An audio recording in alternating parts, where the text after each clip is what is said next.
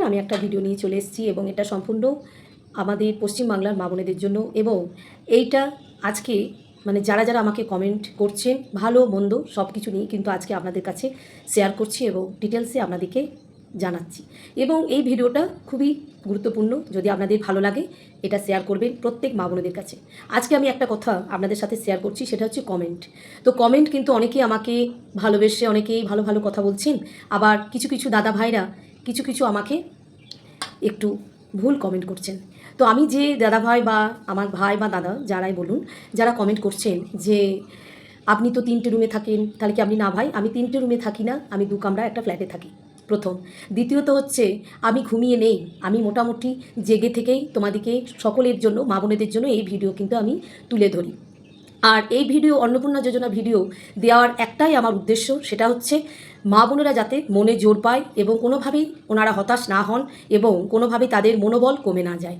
এই কারণেই কিন্তু প্রতিনিয়ত আমি মা বোনেদের জন্য এই ভিডিও তুলে ধরি। দেখুন, সব মা বোনেদের তো সবসময় ফোন নিয়ে বসে থাকা সম্ভব নয় এবং সবসময় তারা ফোন ঘাঁটেও না, তাদেরও বাড়িতে কাজ আছে, সংসারে কাজ আছে, তাদের বাচ্চাদেরকে স্কুলে নিয়ে যেতে হয়, তাই তারা খুবই ব্যস্ত। এই কারণে সবসময় তারা কিন্তু ফোন নিয়ে বসে থাকতে পারে না। এই কারণে আমি সবসময় বলে যাই যে আপনাদের যদি মা বোনেদের এখন সময় না থাকে, পরবর্তীকালে আপনারা সেভ করে রেখে দিন, এটা পরবর্তীকালে দিদির ভিডিওগুলো একটু দেখে নেবেন। এবং তাদের হয়তো অনেক কিছু অজানা রয়ে গেছে, যেগুলোর জন্য তারা হয়তো টেনশন ভোগ করছেন, সেইগুলো নিয়েই আমি এই ভিডিওতে তুলে ধরি, এই কারণে যাতে মা বোনেরা সব কিছু জানতে পারে। তাই এটা বস্তা পচা বা বকবক করার কিন্তু এটা নয়। সেই দাদা ভাইদের আমি একটাই রিকোয়েস্ট করব, যদি আপনাদের আমার ভিডিও দেখতে ভালো না লাগে সেটা আপনাদের ব্যাপার, সম্পূর্ণ ব্যক্তিগত আপনাদের ব্যাপার, কিন্তু এটা সম্পূর্ণ আমি মা বোনেদের জন্য এই ভিডিও নিয়ে এসেছি এবং নিয়ে আসি বলতে পারেন। তাই আজকের কমেন্টের মাধ্যমে যারা মা বোনেরা আমাকে কমেন্ট করেছেন, বোনরা এবং দিদিরা বা মারা, যে দিদি আমাদের অনলাইনে করেছি অফলাইনেও করেছি, তাহলে আমরা কি করব? তো সত্যি আমি একটাই বলবো বোনদের, যে প্লিজ তোমরা একটু ধৈর্য ধরো।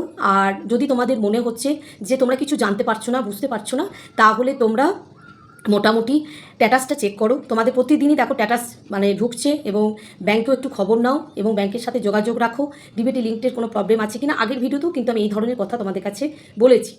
আরেকজন দাদা ভাই বা দাদা যেই হোক না কেন, উনিও বলেছেন যে এই 3,000 টাকা লক্ষ্মী ভাণ্ডার, আগে 1,500, এখনও 3,000 এই যে অন্নপূর্ণা ভাণ্ডারে মহিলারা পাচ্ছেন, তাদের মেরুদণ্ড ভেঙে যাচ্ছে এবং তাদের কাজ করার ক্ষমতা চলে যাবে এবং তারা স্বনির্ভরশীল হবে না। তো আমি একটা দাদাভাইকে বলবো কমেন্টের এই ভিডিওর মাধ্যমে, যে আপনার বক্তব্যকে আমি সম্মান জানাচ্ছি এবং আপনার মন্তব্যকে আমি সম্মান জানাচ্ছি, কিন্তু একটা জিনিস মনে রাখবেন, এক মহিলারা যে মা বোনেরা 3,000 টাকা সরকার দিচ্ছেন বা দেবেন, তাদের কিন্তু ওই 3,000 টাকাটা অনেক কিছু কাজে লাগবে। তো কী কী কাজে লাগবে সেটাও আপনাকে মানে এই ভিডিওর মাধ্যমে আমি দাদাদের এবং ভাইদের এবং মা বোনেদের জানাই, যে তাদের কাজে লাগবে সেটাই, যেটা হয়তো তারা কিছু লোন নিয়ে 10,000, 5,000, 10,000, 25,000 লোন নিয়ে 20,000, তারা কিন্তু ওই যে মান্থলি 3,000 টাকা পাবে, সেখান থেকে তারা কিছু নিজের হয়তো ঘরে পুঁজির থেকে তারা কিন্তু একটা বড় ব্যবসা করতে পারবে। গুটির ব্যবসা বলুন, বা হয়তো কেউ কাপড়ের ব্যবসা বলুন, ছোটোখাটো চকলেট, চানাচুর, বা হয়তো কেউ হয়তো জামা প্যান্ট নিয়ে একটা ব্যবসা করলো। দেখুন, মেয়েরা তো এখন স্বনির্ভরশীল হওয়ার চেষ্টা করছে অনেকভাবে, কিন্তু অনেকভাবে দেখবেন তারা কিন্তু স্বনির্ভরশীল হওয়ার চেষ্টা করছে। মা বোনেরা কিন্তু বসে নেই, তারা দেখবেন সংসারে কাজ করেও তারা বাড়তি কাজ করার জন্যে তারা কিন্তু খুঁজে বেড়াচ্ছে যে 2-4টা টাকা রোজগার আমরা বাইরের থেকে কেমন করে করবো এবং সৎ পথে। তাই দাদা ভাই এবং ভাইদের বলবো আমি, যে আপনারা দেখুন, প্রত্যেকটা মহিলা বা প্রত্যেকটা মা বোনেরা এই পশ্চিমবাংলায় তারা কিন্তু কিছু না কিছু করার জন্য তারা কিন্তু এগিয়ে আসছে। কালকে আমি একটা ভিডিও দেখলাম, যে একটি মেয়ে বিকম পাশ করেছে এবং খুব ভদ্র ঘরের মেয়ে, এবং সে ভদ্র ঘরের মানে বড় ফ্যামিলি বিলং করে, সে কিন্তু স্টেশনে ওই নিজের তৈরি করা কানের হার সুতো দিয়ে তৈরি করেছে এবং কাঠেরও মাধ্যমে করেছে, সেইগুলো রাস্তায় দাঁড়িয়ে হকারগিরি করে বিক্রি করছে। তার মানে বুঝতে পারছেন যে সে কিন্তু নিজে রোজগার করবে এবং সে পড়াশুনো চালাবে, যে না আমি বাবার কাছ থেকে নেব না, আমি নিজে রোজগার করে আমি নিজের পড়াশোনাটা খরচাটা চালাবো। তার মানে এখানেই বুঝতে পারছেন যে ওই 3,000 টাকাটা তাদের কাছে কতটা গুরুত্বপূর্ণ। তারা যদি ওই 3,000 টাকাটা, সরকার যেটা ধার্য করেছেন মা বোনেদের জন্য, তাই সেই 3,000 টাকাটা কিন্তু তাদের কাছে ভীষণ ইম্পর্টেন্স, এবং সেই টাকাটা তারা কিন্তু একটা লোন হিসেবে নিয়ে তারা একটা ব্যবসা খুলতে পারবে। হয়তো আপনাদেরকে বলেই দিলাম, জামা প্যান্টের একটা দোকান হয়তো ছোটোখাটো করলো, মানুষ তো ছোটোর থেকেই বড় হয়। বড় ফ্যাক্টরি কিন্তু একবারে হয় না, ছোটোর থেকে আস্তে আস্তে কিন্তু একটা বিরাট বড় ফ্যাক্টরি তৈরি হয়। তেমনি মা বোনেরা ইচ্ছা করলে ওই 3,000 টাকা দিয়েই তারা কিন্তু ছোট্ট করে একটা ব্যবসা শুরু করতে পারে, এবং ওই 3,000 টাকাটার একটা লোন নিয়ে কিছু নিজের পুঁজির থেকে কিন্তু লোনটা শোধ করতে পারবে। তার মানে এখানেই বুঝতে পারছেন যে 3,000 টাকাটা কিন্তু স্বনির্ভরশীল হওয়ারও একটা কারণ আছে।